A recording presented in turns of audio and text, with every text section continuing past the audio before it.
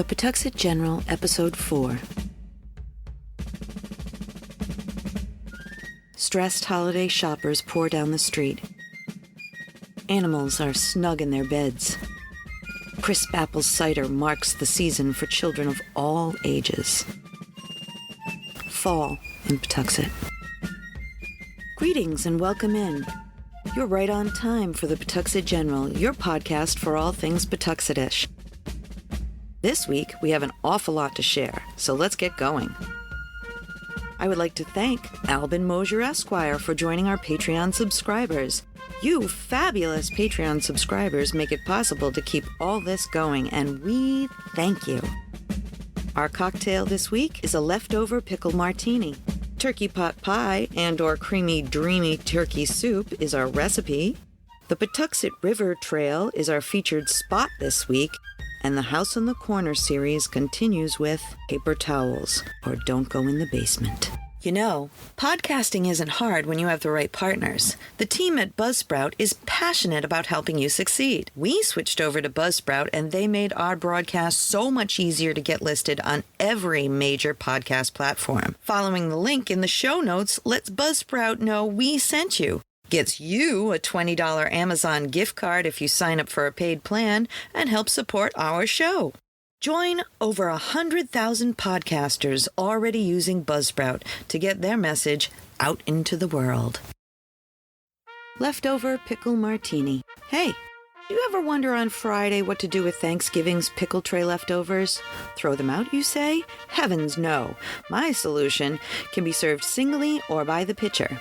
It does look lovely in a pitcher. Now, this martini can be either gin or vodka and also works well with sake instead of vermouth.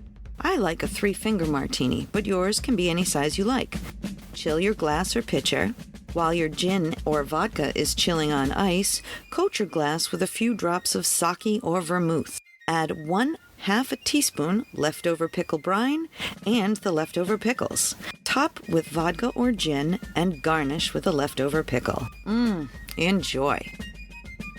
Creamy Dreamy turkey. For this recipe, you'll need carrots, celery, onions, garlic, potatoes, turkey, and turkey broth, flour, salt and pepper, olive oil, Italian seasoning, and light cream.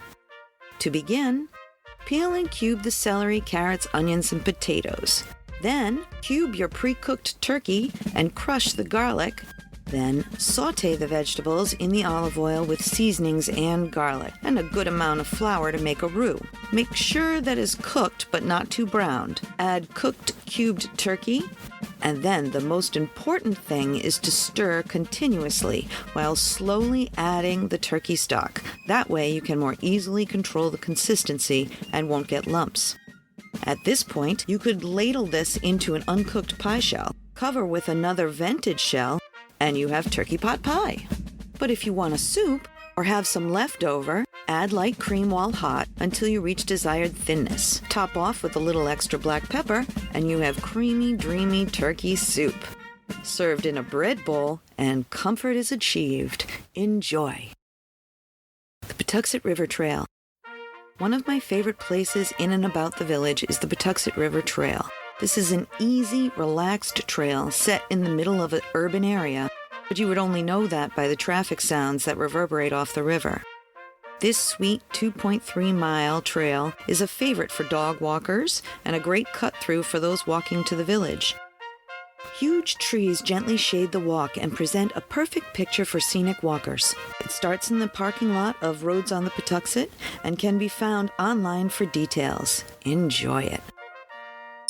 I want to tell you about my friend Mike and his electromagnetic pinball museum and restoration arcade. It's an all-inclusive place to relax and share anything related to modern pinball and arcade games. A group of pinball and arcade fans with an addiction to games of all kinds and Lego too.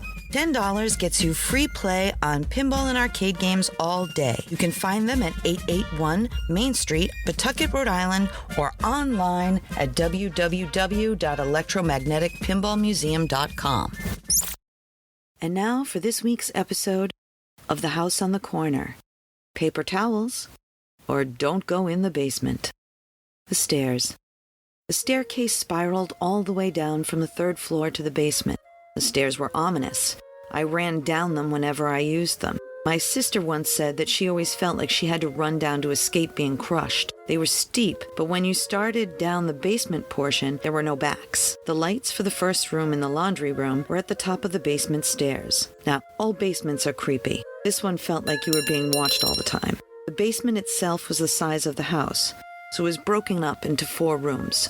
The laundry room had 4 doors, one on the left to Dad's workshop, 2 on the right which went to the coal room and our playroom. The side rooms had pull-string lights, so I would have to screw up my courage and run into the middle of the room to turn on the lights. Dad's shop wasn't too bad, it was just kind of spooky. But the other side was a very different story. Our parents had set up a playroom for B and I to ride our trikes in the winter. There was also a toolbox of somewhat abandoned toys, a chalkboard, and a single bulb light with a pull string. One day B and I went down there. She wanted this Tupperware shape O toy. As always, I had her wait at the door while I ran in and pulled the string for the light. In the split second that the light went on, I saw what I thought were 2 red eyes in the very back of the room. I backed up to the door, stunned with fear. B goes to the toy box and calmly starts looking for the missing shapes.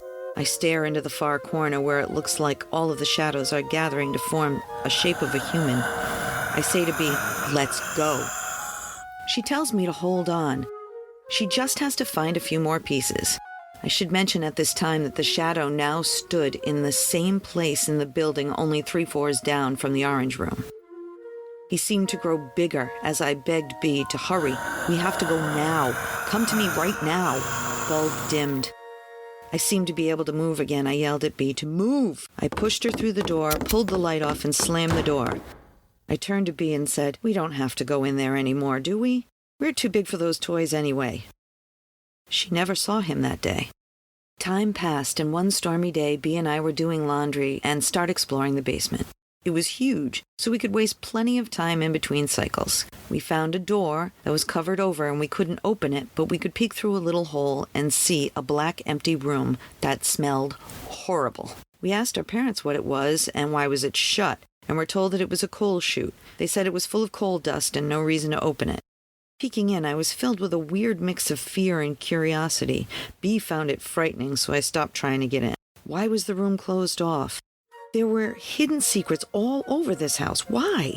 This mystery only brought up more questions. Often I was alone when incidents occurred. Sometimes there were witnesses.